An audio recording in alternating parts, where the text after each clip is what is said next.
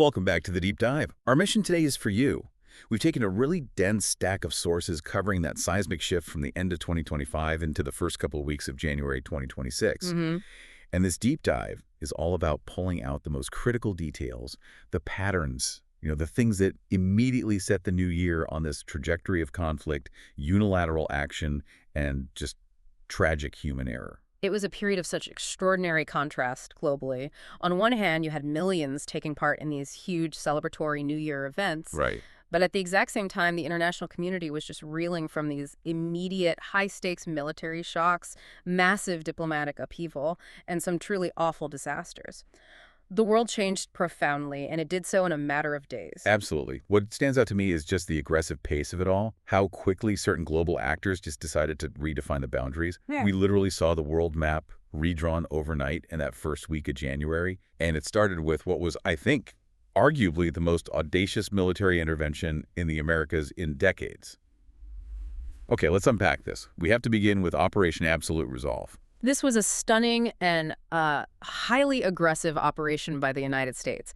In the very early hours of January 3rd, 2026, U.S. military forces captured Venezuelan President Nicolas Maduro and his wife, Celia Flores, in Caracas. And this wasn't some long, drawn-out siege. This was a targeted special forces raid. Exactly. The details of the execution are what make it so textbook, I suppose, though incredibly contentious. The codename was Operation Absolute Resolve, and it was conducted by elite Delta Force units. And they went in while the couple was asleep in their residence. They did. The sources all indicate that the goal was speed and total surprise, really to minimize any kind of resistance. And that speed was everything. We learned that Maduro was forcibly extracted from his bedroom. He was apparently trying to get to a safe room before they caught him. That's right. He reportedly attempted to flee into a steel-reinforced safe room, but was apprehended just moments before he could get the door secured. The entire capture was done without any reported American casualties. The logistics after that tell you everything you need to know about the level of planning involved. I mean, they weren't held locally. No, not at all. They were immediately transferred to a rendezvous point and then taken onto the USS Iwo Jima. Which, for context, is an amphibious assault ship. It's basically a small, mobile military base. A floating base, exactly. From there, they were flown directly to the United States. They arrived at Stewart Air National Guard Base. In New York State. In New York State, yes. The very same day. So you're talking capture to U.S. soil in well under 12 hours. And the move from the battlefield to the courtroom was just as fast. President Trump announced the capture on Truth Social, of all places. The modern platform for these kinds of geopolitical announcements, it seems. And then just 2 days later, January 5th, Maduro appears in federal court in New York. And the charges were serious. Drug trafficking, narco-terrorism, conspiracy to import cocaine. But he immediately tried to turn the legal stage into a political one. He pleaded not guilty, of course, but then he delivered this really firm message declaring he'd been kidnapped and defiantly insisting he was still the president of my country. Which sets up this incredible legal gray area, doesn't it? One country is claiming legal right, the other is claiming a complete violation of its sovereignty. And the political fallout back in Venezuela was naturally intense. Delcy Rodriguez, who was Maduro's handpicked successor, she immediately condemned the action as barbaric and an illegal kidnapping. And then she asserted herself as Venezuela's rightful acting president. Right, which creates a power vacuum that was just instantly filled with internal chaos and a lot of international questions. And this raises a huge question for you, the listener. Does a dramatic move like this actually guarantee lasting regime change and stability? Or does it just inject a whole new layer of chaos into an already fragile region? Wow. President Trump gave a pretty clear, if blunt, insight into the objective when he said the U.S.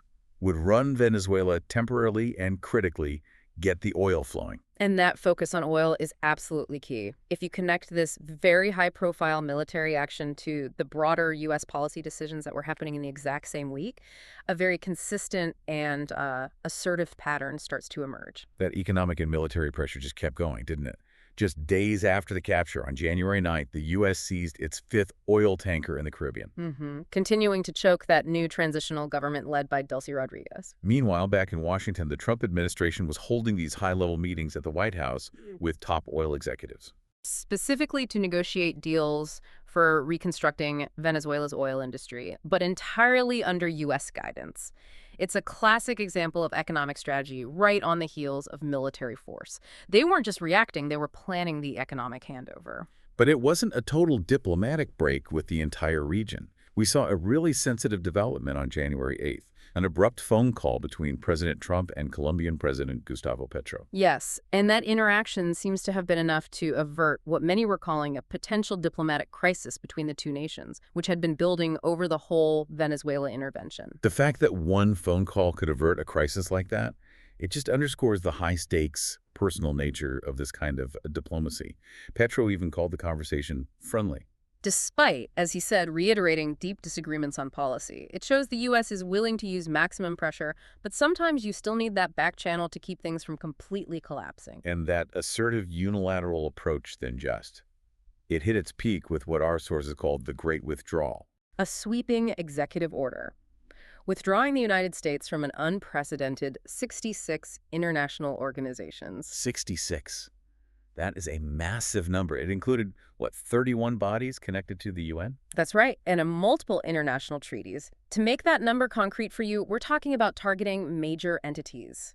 Things like certain functions of the World Health Organization, UNESCO cultural funds, bodies dealing with everything from climate crisis funding and trade policy to gender equality and human rights. It's a huge departure from decades of U.S. foreign policy, isn't it? It signals this absolute prioritization of the America First doctrine. It does, and the sheer scope of it means that funding and cooperation in all these areas immediately enter this state of diplomatic limbo. UN officials warned right away that this action would fundamentally undermine the very institutions that are critical for safeguarding global stability. Okay, let's shift gears now. The sheer intensity of all that political and military action can sometimes overshadow the immediate fragility of human life. We need to move from those diplomatic maneuvers to two separate sudden tragedies that claimed hundreds of lives in that same week. We have to start with the Crans-Montana fire in Switzerland. This was just a catastrophic incident. It happened right after midnight on New Year's Day, January 1st. A fire at a bar, La Constellation. In the ski resort, yes. It resulted in 40 people killed and 116 injured. And the casualty count alone is horrific, but the severity of the injuries was just staggering. The majority of the 83 severely burned victims were in critical condition. We're talking third-degree burns covering over 60% of their bodies. And the detail that emerged from the initial investigation is just. It's the element of preventable negligence. Investigators suggested that decorative sparklers on champagne bottles were held too close to the ceiling. And it ignited a flashover event. That's the technical term for when a fire spreads almost instantaneously across all the exposed surfaces in a room because of the sudden, intense saturation of heat. But critically, they didn't just blame the sparklers. They attributed the rapid, deadly spread to the ceiling insulation material itself. Highly flammable, incorrectly installed, and just left exposed. It suggests a systemic safety failure, something that went far beyond just one momentary accident. The response was huge, as you'd expect. Over 150 emergency personnel, 10 helicopters, 40 ambulances. The number of burn victims was so high that local ICUs were immediately at capacity. They had to start transporting patients to specialist burn centers all across Switzerland. And Swiss authorities were quick to open a criminal investigation into the bar's management over all these alleged safety violations. And then, across the globe, a completely different kind of disaster, an industrial one. The Houston leak. On January 8th, a catastrophic industrial accident, a spill of approximately 1 million gallons of sulfuric acid, which is a highly dangerous corrosive substance. 1 million gallons. The scale of that required a massive hazmat response. Dozens of workers were injured. It's just a stark reminder, isn't it, that even as we focus on global politics, these constant, ever-present industrial risks are an acute domestic concern. Absolutely. Let's shift our gaze back to geopolitics now, looking at the flashpoints, where conflict and repression were really accelerating. Let's start with Iran. Iran experienced what sources are calling its largest and most widespread protests in decades. They started just before the new year on December 28, 2025. And this wasn't contained, right? Protesters were setting fires to government buildings, vehicles in multiple cities. It was widespread, and the immediate response from Iranian authorities was comprehensive repression. They imposed a near-total internet blackout. Which is a classic tactic. It's designed to do two things: stop the protesters from coordinating inside the country, and stop images of the unrest from getting out to the world. Exactly, and the rhetoric matched the actions. The Supreme Leader issued this severe warning of a harsher crackdown. And then that rising internal tension was met with external threats. President Trump publicly stated that Iranian leaders better not start shooting because we'll start shooting too, which just ratcheted up the temperature significantly. Okay, next, let's look at the strange contrast in Ukraine. You had two seemingly contradictory things happening at the same time. You did. On one hand, you had a major summit in Paris on January 7th. It agreed to provide these multi-layered international defense guarantees for Ukraine. It suggested strong diplomatic alignment, progress. But on the ground, totally different story. Russia was signaling complete strategic defiance. They escalated their campaign, reportedly deploying nuclear-capable missiles in massive strikes. Massive is the right word. We're talking about simultaneous attacks on over 40 locations in Kyiv alone, all in one large-scale overnight barrage. And the critical thing here is the tactical shift, isn't it? Western officials weren't just focused on the immediate damage, they were focused on the ominous signal this sends. Yes. They saw the use of strategic weapons missiles that are capable of carrying nuclear warheads, even if they were conventionally armed for these strikes, as a non-negotiable escalation. It's a signal. It's a very clear signal that Russia intends to maintain military pressure no matter what diplomatic breakthroughs or security guarantees are being offered in Paris. It's a statement that military action is still dictating the reality on the ground. Finally, in Syria, we saw the reignition of a conflict that was supposed to have been settled. Intense fighting resumed in Aleppo on January 6th. Yes, between Syrian government forces and the Kurdish-led SDF, the Syrian Democratic Forces. This was described as the most severe fighting since the Assad regime collapsed just a month before in December 2024. And this wasn't a small skirmish. No, this was a full-scale combined arms assault. We are talking about the Syrian army using heavy artillery, tanks, drone strikes. The humanitarian cost was immediate and acute. Over 162,000 civilians were displaced, which just compounds the existing refugee crisis. And to make a terrible situation even worse, sources confirmed that hospitals in the region sustained direct hits from government strikes, putting essential medical services completely out of service for that displaced population. The complexity of the Kurdish issue, the Syrian government's remaining military power, and the vacuum left by Assad, it's all boiling over again. So to round out this incredibly dense period, we should probably touch on a few other facts that give a bit of global economic and social context for you. Starting with the economy, the IMF was preparing its World Economic Outlook update for January 2026. The findings pointed to pretty mixed economic conditions globally.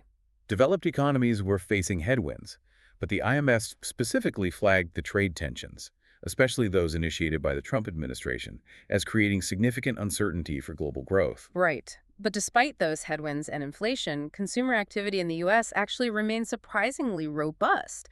U.S. holiday spending in December 2025 exceeded the previous year's spending, which suggests that even with macro-level uncertainty, domestic consumption was still driving the economy.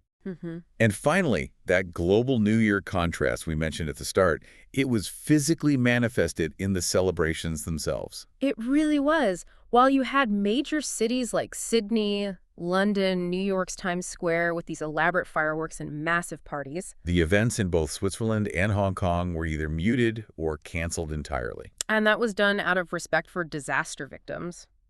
For the Crans, Montana fire we discussed, and a separate deadly housing estate fire that had happened in Hong Kong just days before, even celebratory moments were overshadowed. So if we pull back and look at the whole scope of this deep dive, January 2026 kicks off with this shocking, highly orchestrated raid that captures a sitting president, instantly shifting regional power. That's followed by an unprecedented U.S. withdrawal from 66 global bodies, signaling a massive retreat from multilateralism. Then you have tragic safety failures in Europe claiming dozens of lives, and finally, intensified conflicts in the Middle East and Ukraine. It was an incredibly dense 2 weeks that just rapidly set this aggressive, tumultuous, and volatile tone for the rest of 2026. And if we connect all these different events to the bigger picture, what's the trend? Well, the events of early January clearly highlight an accelerating global trend, a movement toward extreme unilateral national action. You see it in the capture, in the UN withdrawal, in the severe domestic repression in Iran. And crucially, that unilateral focus coexists with, and sometimes makes worse, these long-standing geopolitical conflicts, like the fighting in Syria or the strategic tensions around Ukraine. A final provocative thought for you to consider. Given the Trump administration's immediate, stated pledge to get the oil flowing right after Maduro's capture, and that subsequent focused effort to reconstruct Venezuela's oil industry under U.S. guidance. What is the actual long-term cost of that? I mean, measured in regional stability and in adherence to international law, what is the cost of prioritizing immediate strategic economic goals through high-stakes military action? That's something to mull over as you process the insights from this deep dive.